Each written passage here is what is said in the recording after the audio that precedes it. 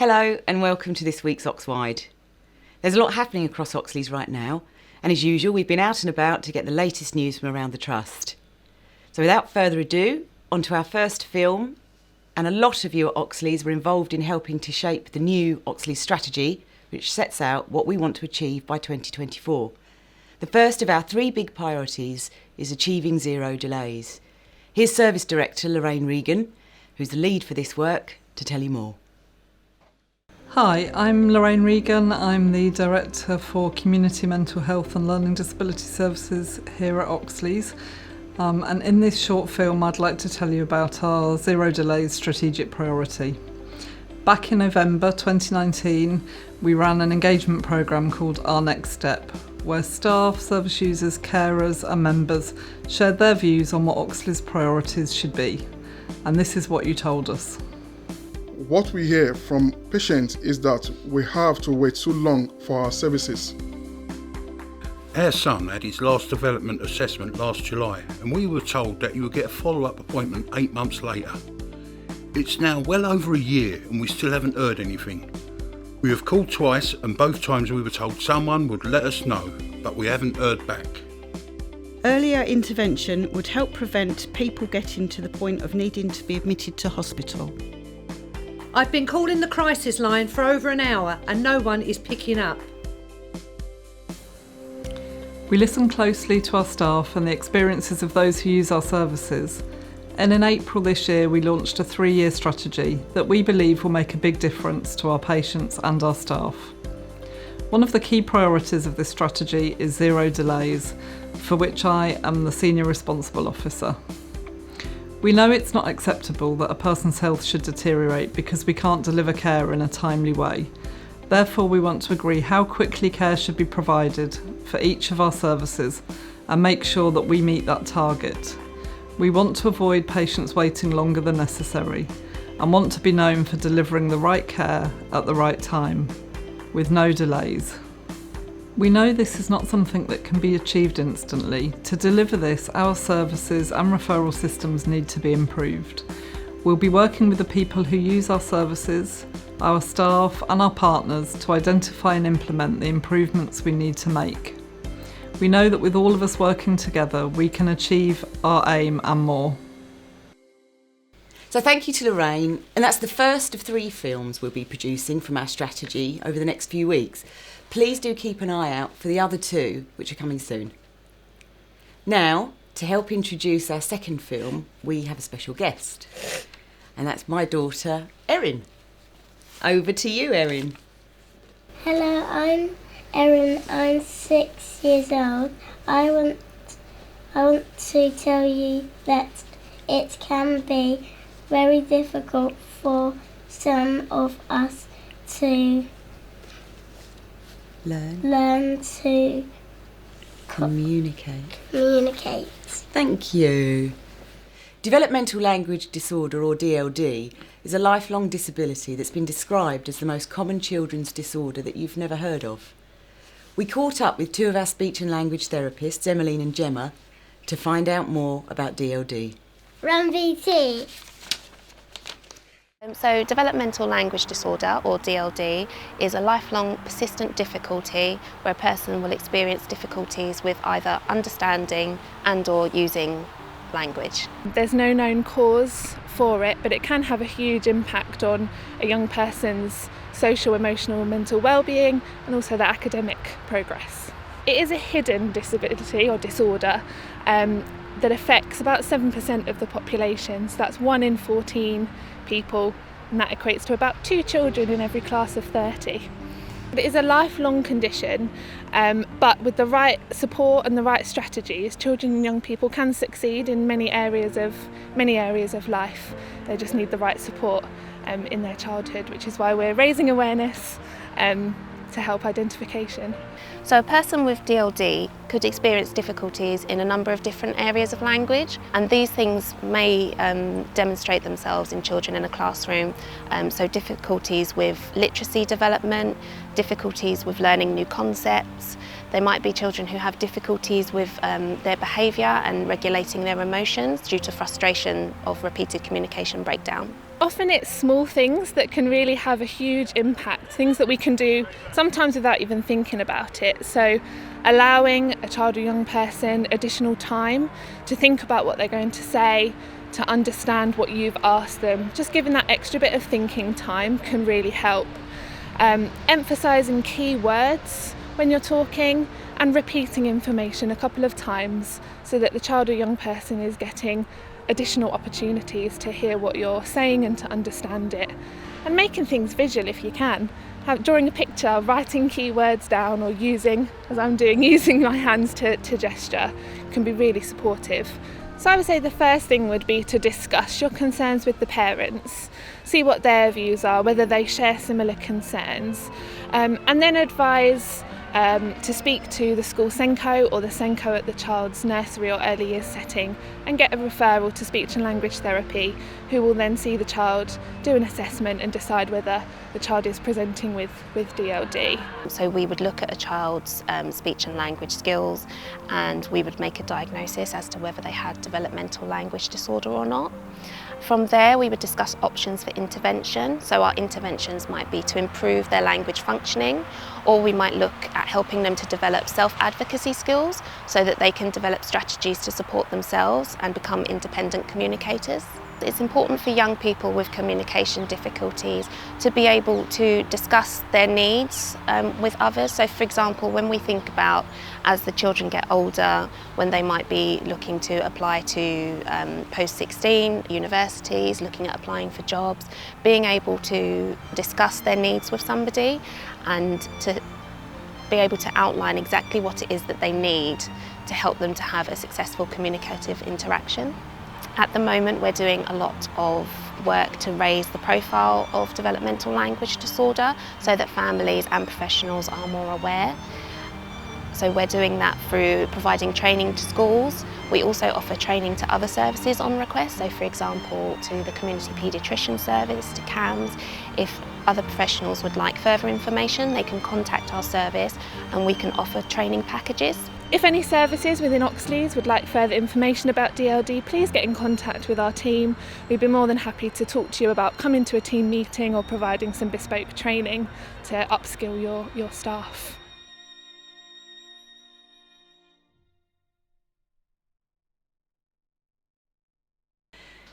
Thank you once again to Gemma and Emaline, and please do get in touch with them if you want to find out more about DLD. Now for a very special project that's been nominated for a national award. The pandemic has been challenging for us all, to say the least, and just try to imagine the additional challenges that people who have a learning disability might face. Steve Hardy is one of our learning disability nurses who worked with friends to ensure the experiences of people with learning disabilities are shared. We caught up with Steve to find out about this special project. So hi Steve, thanks for joining us. Thank you, Lisa, for inviting me. So you're one of our practice development nurses for adult learning disability, and you're one of the finalists in this year's National Learning Disability and Autism Awards. So it's brilliant news about that. Can you tell us a little bit more about the awards and what they're for? Yeah, sure. They happen once a year. They're in Birmingham this time. They're celebrating people with learning disabilities, their carers, families, NHS, social services, and also independent providers. So there's categories of learning disability nurse of the year, greatest contribution, making a difference. There's about 21 categories, and it's a really lovely night. We have a really posh nosh dinner, and it's in Birmingham. It's really great night. Yeah. So the award nomination is for Peter and Friends. Yes. Can you tell us, for those of us who don't know, what that is? Yeah, sure. Back in when COVID started, back in March, Peter, he has a learning disability, but he's also a self-advocate. He's a friend of mine. He lives in Lewisham. He he lives by himself, but he used to have outreach support, but they stopped the outreach support as soon as the lockdown started to happen. So he's calling me up, and he was really panicking. He was anxious because he can't read. And he hasn't got any computer access. So he had to have his consultations with the GP on the telephone. So when I was able to go and meet him physically in April, just as at the start of the COVID, he said, "Oh, well, I need to speak to other people who had this experience than me." We've written loads of stuff together over the last 22 years. So he came up with the idea, well, let's publish a book. I said, yes, let's go for it. So we just started to think about how we'd go about it. So I connected with everyone on my Twitter feed, Facebook, LinkedIn, TikTok, etc. Peter contacted all of his connections in the advocacy world, advocacy groups, etc. And we waited to get responses. And we were absolutely gobsmacked. We got so many submissions, but not only from England, Scotland and Wales, but also from the Republic of Ireland, some from Canada, Ghana, Malaysia, Germany. Yeah, so all in all, there was submissions from 12 countries across 5 continents. The only continent we didn't get submission was from South America. Yeah. So we are so chuffed. So what does the book aim to do? What does it aim to help people with? Well, it's aiming to, because people with learning disabilities are often unheard in today's society and throughout history. And they were often like other people during lockdown, they felt isolated. And they weren't able to go to their day services or their sheltered employment or their normal jobs, etc. So we thought that we need to give people a voice to speak up and be heard. And mental health, and also my mental health and Peter's mental health, about sharing your story with a wide audience, because people have downloaded book from all over the world, can be downloaded from many sites. And we've got great feedback. We had great feedback. I think it's really important, isn't it? Because COVID and especially the lockdown was a hard time for everyone. But I imagine if you're living through that with lots of services that you would normally access that are not accessible at that time, and you've got to contend with a learning disability anyway, adding into that the pandemic plus lockdown and everything else that brought with it, that would be an extra difficult time for a lot of people. The aim of the book was for people to share their own stories. So, for example, in chapter 1, it's personal stories of COVID from people with learning disabilities and their families. But then also we needed accessible information to be shared with the audience. For example, many people we spoke to and interviewed, the main complaint was there was no information. And because it's a new virus, a new pandemic, there wasn't enough information for anybody. So when information came out, then it needed to be translated into easy read versions, short video clips, audio clips, because many people with learning disabilities either don't read or read simple language, or visual difficulties or hearing problems. We got an example of the lack of information and communication. Lloyd Page, he works for National MENCAP and he lives in Lewisham. He COVID in the early days of the pandemic, and he was admitted to hospital via A&E. And while he was in A&E, they did the test and they said to him, well, you've got caught coronavirus. And then he was taken up to a ward, and then they told him you got COVID. And he really panicked. He thought, oh my God, I've got 2 diseases. So just, we need to keep to the same words in the same place at the same time. So that would have made life so much easier for him and made him less anxious. That's such a good example, isn't it, of how confusing things can be for everyone. Never mind if you have a learning disability. That's just, it's really interesting. So that's great. It sounds like the book is going to be a real success, and we wish you the best of luck for Friday week. And we'll all be rooting. Oh, thank you. And we'll be on social media retweeting you. So the best of luck, and thanks for joining us. Thank you. Bye.